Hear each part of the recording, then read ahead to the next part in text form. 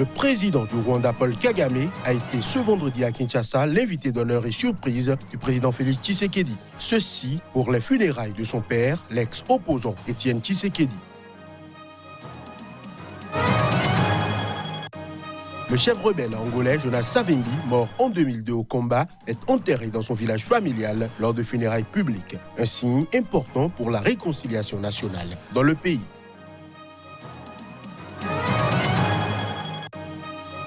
Les manifestants ont défilé en masse vendredi dans plusieurs villes d'Algérie, pas intimidés par les nombreuses arrestations matinales. Ils ont aussi rendu hommage à un militant des droits de l'homme mort en détention.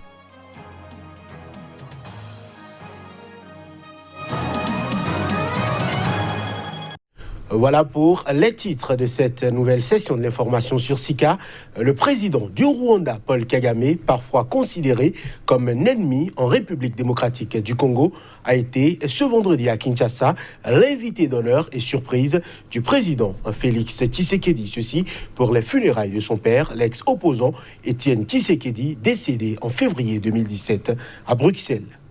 La présence à Kinshasa de Paul Kagame pour la première fois depuis 2010 marque un degré supplémentaire dans le réchauffement entre l'immense RDC et le petit mais très influent Rwanda, deux pays qui se regardent avec méfiance depuis 25 ans. Mieux développés économiquement, Kigali dénonce l'insécurité engendrée par la présence des groupes armés dans l'Est congolais à ses frontières, à commencer par le FDLR pro-Hutu. Les Congolais accusent leurs voisins de piller le coltan du Nord Kivu. Avant d'arriver au stade, les trois chefs d'État se sont d'ailleurs engagés à renforcer l'AS Congo-Angola-Rwanda pour éradiquer les groupes armés congolais et étrangers dans un communiqué publié à l'issue d'une réunion tripartite. Le président du Congo-Brazzaville, Denis Sassou Nguesso, s'est également rendu au stade des Martyrs. Derrière ce mini-sommet africain, le peuple de Kinshasa n'a pas vibré comme prévu au rythme d'un moment de recueillement à la mesure du rôle joué par l'ex-opposant et Premier ministre Étienne Tshisekedi dans l'histoire du Zaïre puis du Congo. En début d'après-midi, une procession de quelques milliers de personnes a accompagné le cercueil de la morgue vers le stade, très loin des foules immenses qu'Étienne Tshisekedi pouvait mobiliser de son vivant. En soi, le retour d'Étienne Tshisekedi sur la terre de ses ancêtres, où il reçoit une sépulture, est cependant un signe d'apaisement politique. Le Sphinx de Limete est décédé à l'âge de 84 ans le 1er février 2017 à Bruxelles, où il venait de se faire soigner.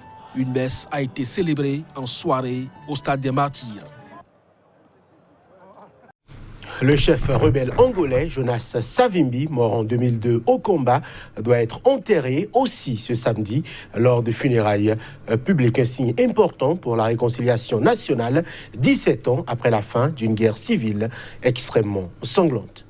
Jonas Savimbi, dit le Coq Noir, a été tué le 22 février 2002 lors d'un affrontement avec l'armée près de Luena, dans le centre du pays. Il avait 67 ans. Dès le lendemain, des soldats l'enterrent en catimini dans la ville après la diffusion par la télévision nationale d'images de son corps criblé de balles. Moins de 2 mois plus tard, un cessez-le-feu met fin à 27 ans d'un conflit emblématique de la guerre froide. Les États-Unis ont longtemps soutenu l'UNITA, Cuba, le régime marxiste-léniniste de Luanda. Il faudra finalement attendre 17 ans et de longues négociations avec les autorités angolaises pour que Luanda donne son feu vert à une exhumation et un enterrement en bonne et due forme à l'Opitanga, conformément au souhait de Jonas Savimbi. Dès vendredi soir, des centaines de personnes ont accompagné à moto, voiture ou camion sa dépouille dans le village de l'Opitanga au centre où elle sera inhumée. Ces obsèques sont un signe important pour la réconciliation nationale, a estimé l'un de ses frères, Raphaël. Les obsèques de samedi ont été rendues possibles par le départ en 2017 du président José Eduardo dos Santos après 38 ans de pouvoir. Son successeur, João Lourenço, pourtant issu du même mouvement populaire de libération de l'Angola MPLA, fait souffler un vent nouveau sur le pays. En août 2018, une commission est mise en place pour organiser l'exhumation et les funérailles de Jonas Savimbi. Les deux camps laissent planer un temps le doute sur le maintien des obsèques samedi. Les manifestants ont défilé en masse vendredi dans plusieurs villes d'Algérie, pas intimidés par les nombreuses arrestations matinales. Ils ont aussi rendu hommage à un militant des droits humains mort en détention, accusant le pouvoir d'être responsable de son décès. Image et son. Lors de ce 15e vendredi consécutif de rassemblement contre le régime algérien, les manifestants ont également rejeté l'offre de dialogue formulée dans la semaine par le chef d'état-major de l'armée, le général Ahmed Gaïd Salah. Ce vendredi était le dernier du mois musulman de Ramadan, durant lequel la mobilisation n'a pas faibli malgré la chaleur et la fatigue due au jeûne quotidien du lever au coucher du soleil. Les rues du centre d'Alger étaient à nouveau bondées de monde et l'imposant cortège s'étirait dans plusieurs rues autour de la Grande Poste, point de ralliement des manifestations hebdomadaires depuis le premier vendredi de contestation le 22 février. En vertu de ce qui constitue un état de droit et un état démocratique, l'armée en tant qu'institution reviendra à ses missions constitutionnelles. L'armée en tant qu'institution n'a pas le droit de prendre part à la politique. La politique, c'est pour les politiciens et le pouvoir est au peuple. L'armée est une institution qui doit rester au service du peuple. C'est l'institution de l'armée qui répond aux ordres du peuple et non le contraire. Avec qui sommes-nous censés dialoguer? Avec le système mafieux? Quand ils partiront, nous pourrons dialoguer. En ce qui concerne la crise, c'est eux qui l'ont provoquée, pas nous. Ils vont droit dans le mur. Quand ils partiront, il n'y aura plus de crise. On trouvera des solutions. Et concernant la mort de Kamel Feka, nous demandons au ministère de la Justice, au ministre de la Justice et à l'inspecteur général du ministère une enquête approfondie.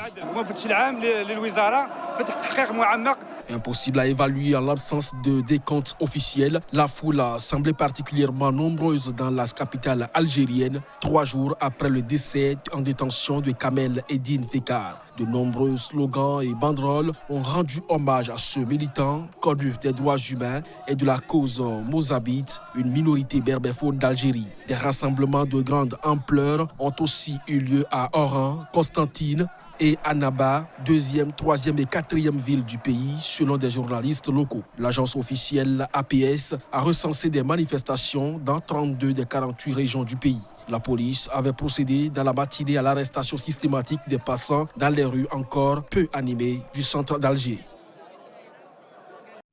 Mesdames, Messieurs, cette édition se poursuit au Niger. Les enlèvements de personnes contre rançon se multiplient, notamment dans la région de Difa. Cette semaine, au moins 11 personnes ont été enlevées dans le village de Toumour. Des enlèvements qui continuent malgré de lourdes pertes infligées ces derniers temps aux djihadistes par les soldats de la force multinationale mixte qui regroupe le Tchad, le Niger, le Cameroun et le Nigeria. En l'espace d'un mois, une vingtaine de personnes ont été enlevées dans la région de Difa au Niger par des éléments du groupe djihadiste Boko Haram. Il s'agit pour la plupart d'enlèvements contre rançon perpétrés malgré les lourdes pertes infligées ces derniers temps à ces djihadistes par les soldats de la force multinationale mixte constituée par 4 pays que sont le Tchad, le Niger, le Cameroun et le Nigeria. Les incursions des hommes armés se produisent généralement en milieu de nuit. La dernière, qui a eu lieu mercredi dernier dans la périphérie du village Toumour, a permis aux assaillants d'enlever 11 personnes, dont 8 femmes. Pourtant, selon des sources sécuritaires, l'étau se resserre autour des djihadistes de Boko Haram depuis quelque temps.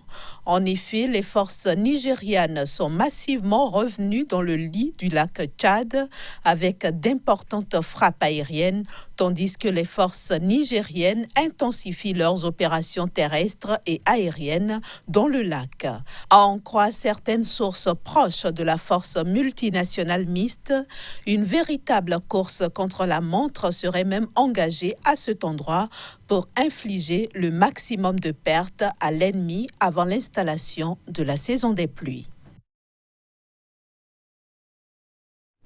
La journée du 31 mai a marqué la célébration de par le monde de la lutte contre le tabac. Le thème de l'édition 2019 est « Le tabac et la santé pulmonaire ». La commémoration a eu lieu au Bénin, à l'université d'Abomey-Calavi, en présence de plusieurs centaines d'étudiants. Pour les activités entrant dans le cadre de la journée sans tabac, le Bénin a mis un accent particulier sur le renforcement de la sensibilisation des jeunes sur les effets nocifs et mortels de l'exposition au tabagisme ou à la fumée des autres. Il y a surtout lieu de décourager la consommation du tabac. Aujourd'hui, il y a une autre lutte que nous sommes en train de mener, c'est que nous constatons aux abords des écoles que les gens vendent du tabac. Et la nouvelle loi interdit rigoureusement la vente du tabac aux alentours des écoles, aux alentours des établissements publics, jusqu'à un rayon de 500 mètres. Les statistiques sont énormes au niveau des jeunes. Au niveau des jeunes, c'est là que nous constatons aujourd'hui une avancée vraiment de la consommation du tabac. Sinon, au niveau des adultes, ça a régressé. C'est pour ça que pour cette activité, nous avons préféré venir au campus universitaire d'Abomey-Calavi pour pouvoir sensibiliser les jeunes sur les nuisances que cause le tabac, sur toute forme de maladie que le tabac cause. Le Bénin est doté d'une loi renforcée depuis décembre 2017, mais son application tarde à se faire constater. La loi anti-tabac qui a été votée et promulguée le 18 décembre 2017 est en vigueur dans notre pays depuis la date de sa promulgation. Il est bien vrai que des tests d'application ne sont pas encore signés, mais ces tests sont élaborés déjà. Tous les articles de cette loi n'ont pas besoin de tests d'application pour être appliqués. L'application de la loi, ce n'est pas seulement au Bénin, mais dans tous les autres pays du monde, pour ce qui est de la lutte anti-tabac, rencontre toujours des problèmes. Le thème de cette année, le tabac et la santé pulmonaire, rappelle l'effet du tabac sur les poumons et le rôle fondamental des poumons dans la santé et le bien-être de tous. En France, les tarifs réglementés de l'électricité ont bondi de près de 6%. Ce samedi, il s'agit d'une hausse historique dont le principe est contesté par les associations de défense des consommateurs. En effet, ces dernières jugent que cette hausse va surtout frapper les plus précaires. Avec 5,9% de hausse appliquée pour compter de ce 1er juin 2019, les tarifs réglementés de l'électricité font grincer des dents en France. Il s'agit d'une hausse historique attendue depuis des mois, mais retardée par le gouvernement du fait de la crise des gilets jaunes et des revendications sur le pouvoir d'achat et les coûts de l'énergie en particulier. Le renchérissement concerne quelques 25 millions de foyers auxquels EDF et des entreprises locales appliquent le tarif réglementé de vente d'électricité. Mais il va aussi se répercuter sur nombre d'offres de marché d'autres opérateurs. Les associations de consommateurs dénoncent une hausse injuste qui va impacter plus particulièrement les précaires, qui sont des ménages qui se chauffent majoritairement à l'électricité dans des logements non isolés. Elles entendent saisir le Conseil d'État pour tenter de la faire annuler. En attendant, une autre hausse se profile pour le mois d'août, liée au coût de transport de l'électricité. Le président de la Commission de régulation de l'énergie dit vouloir essayer de la limiter à 1%. Et voilà qui met un terme à cette édition que nous vous remercions d'avoir suivi.